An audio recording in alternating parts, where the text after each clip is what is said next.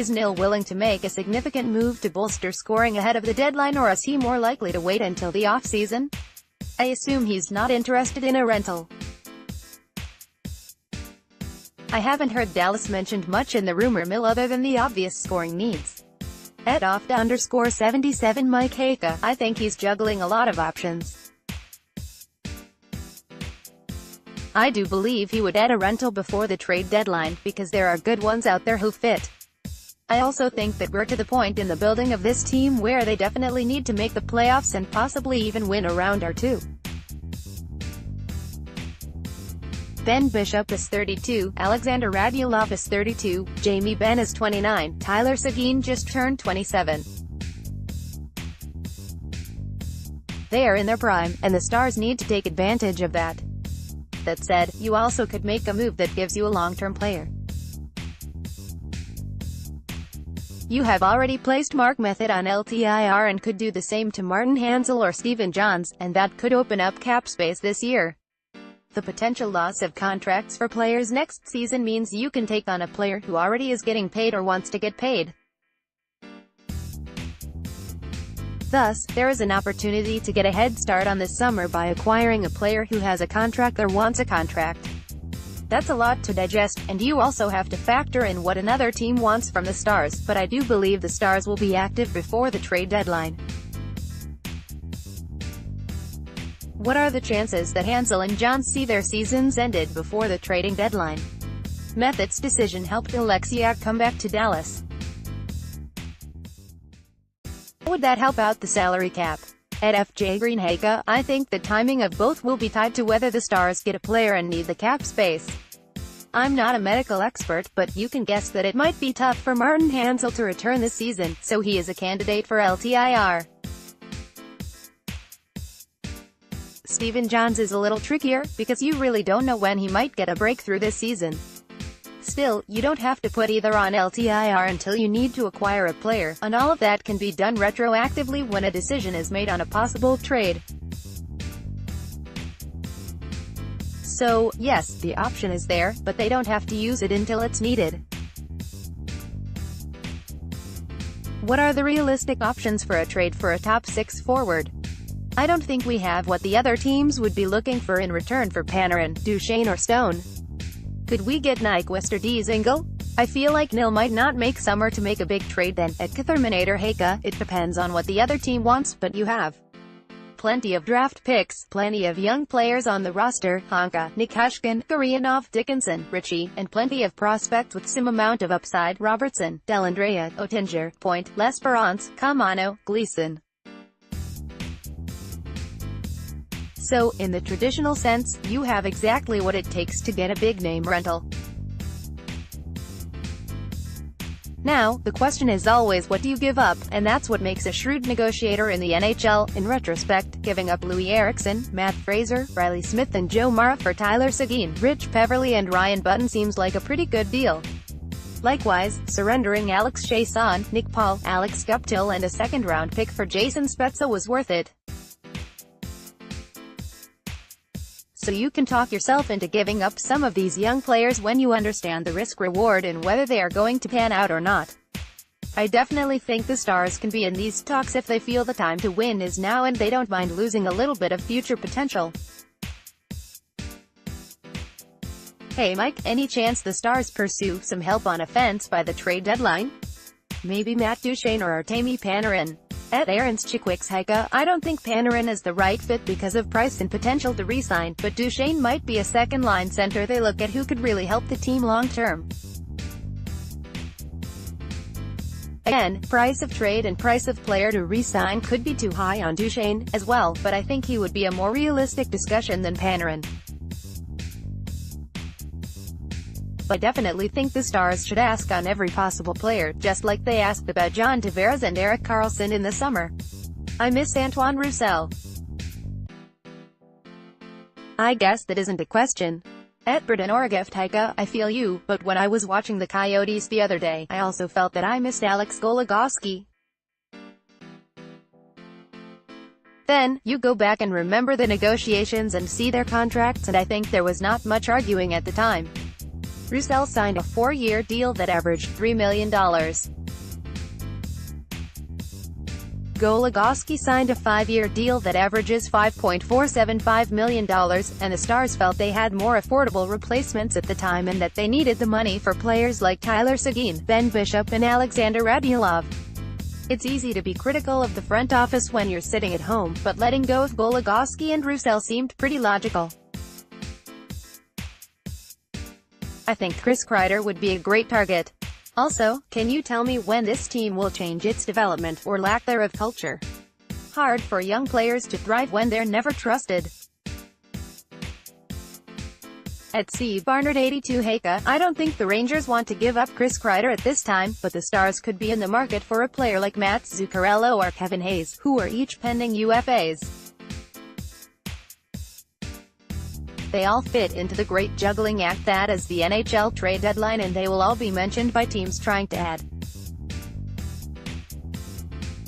As for development culture, the Stars are actually having some success in development with players like Miro Heiskanen, Esa Lindell, Roope Hintz, Jason Dickinson and Radek Faksa.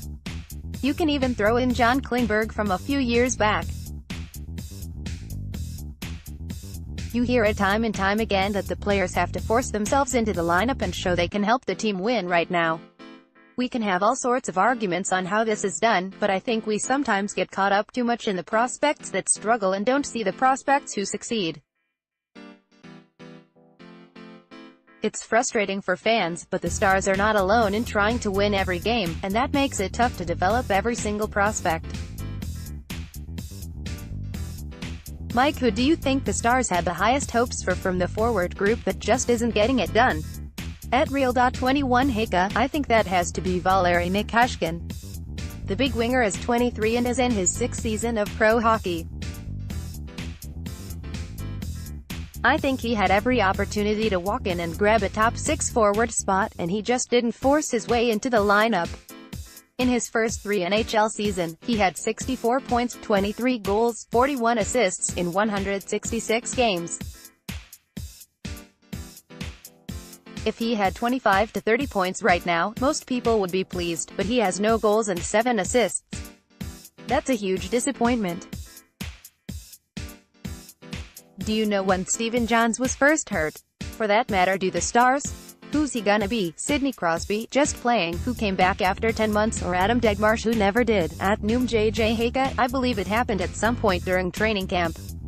Because he has lingering issues with his brain and head, it's a difficult injury to pin down. Likewise, it's almost impossible to predict the future on what is going to happen with him. The Stars are going to do everything to help him get better and continue his NHL career. The best thing they can do is be patient and help any way they can. I've heard about Nill's apprehension to part ways with a first-round pick. Do you think he'll be willing to spend to find a legitimate top 6 option? At Taylor Mylar Heika, I do, yes. I understand the desire to build long-term, but the hope is the Stars will be climbing the standings in the coming years, and that this could be a pick that is in the bottom half of the draft. Joel L'Esperance is tearing it up down in Austin. Is he the next call-up? Would help the scoring, or is his talent limited to all play? At StarSpotter214 Heika, this is a tricky one, because I've wondered it myself. As we have watched players like Jason Dickinson and Roope Hintz and Devon Shore and Brett Ritchie and even Curtis McKenzie score in buckets at the all level and then have trouble scoring in the NHL, there is some trepidation to calling up L'Esperance at this juncture and putting that kind of pressure on at this point in the season. The Stars have a full roster and like how they have managed their players so far, so they are willing to work with the forwards they currently have and allow L'Esperance, 23, to continue to develop in the he is just now becoming a consistent scorer after scoring 27 points, 12 goals, 15 assists, in 44 games at Michigan Tech last season, so he still has some growth to do at the level. Plus, he is not only helping himself get better, but helping his Texas Stars teammates get better. I really believe patience is the best option in this case, and I also believe the Stars will be a different-looking team after the trade deadline. Do you think we have any chance of landing Panarin? At xfog. Heika, no, I don't think he's the right target for this team right now. If the Stars do in fact face the Preds in the first round, what are the chances we see all 4 goalies making at least one start in the series? Will there be goalie drama? At JL_Intramuro Heika, I think it's a great debate. 1. They would start the series in Nashville, and I think the Stars would have to at least discuss starting Hudobin, who has been fantastic in that arena. 2. Rene hasn't been great against Dallas in recent seasons, so Nashville could ponder Saros at some point. The NHL has become more of a 2-goaltender league even in the playoffs, so I think that would be a fantastic fan element in a series between the Stars and the Predators. Why is Nick Huskin still getting starts even though he has 0 goals? It's baffling to me. At Kath Heika, he is a talented forward who is doing good things defensively, so he is going to get chances. Plus, Denis Gurianov hit a bit of a wall in Arizona, so it made sense to try Nick Huskin in Florida. That said, coaches are making tough choices now, so Nick Huskin will have to battle for the ice time going forward. I saw that Detroit may be in talks with Dallas regarding Heika. What would he bring in return? At BGR316 Heika, the guess is that the Red Wings might deal 29-year-old winger Gustav Nyquist, who is a pending UFA. Nyquist has 47 points, 14 goals, 33 assists in 57 games this season, and can play either left wing or right wing, so he would fit what the Stars need. Heika could be a part of a trade if both sides decide to look at this option.